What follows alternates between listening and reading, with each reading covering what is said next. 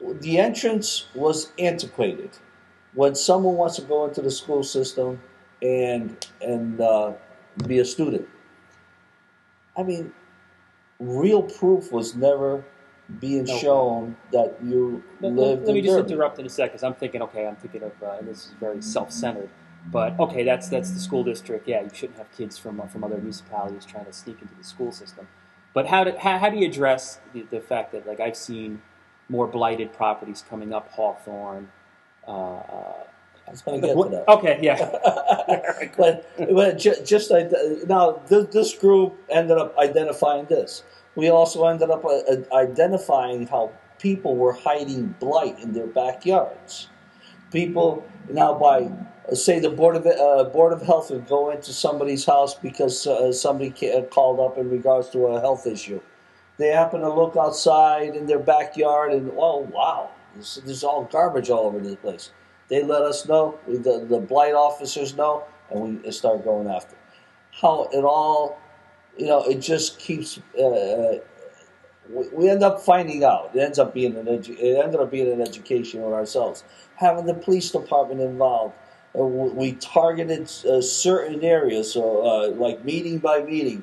How many arrests happened in this area here? You have that chronic nuisance law. Yeah, exactly.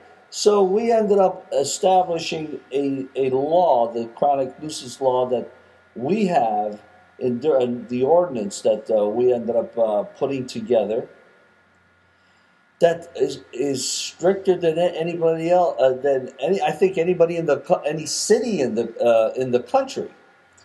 What we do is like there's certain individuals that was using the ambulance corps as their own As a personal taxi, yeah. limousine Sure, service, sure. and it says when take a taxi, don't call the ambulance up.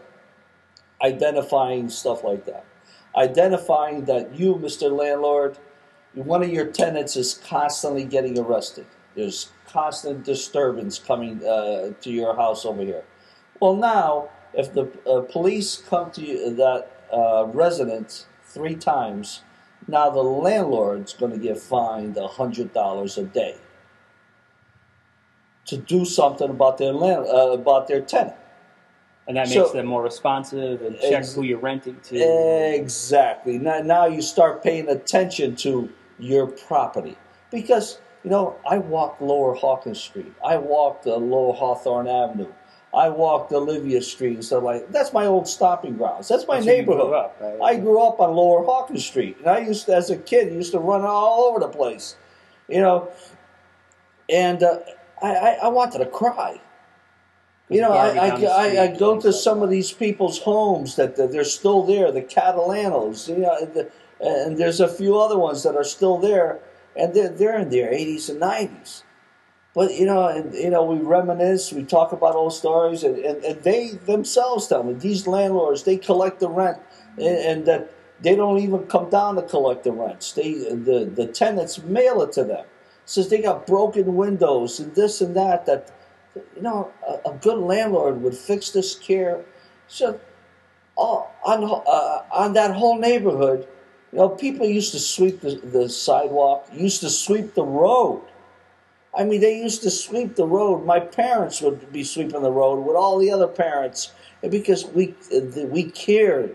Now it's like, what could you throw on the ground? I mean, I was following a car the other day, and somebody just threw the garbage out the window.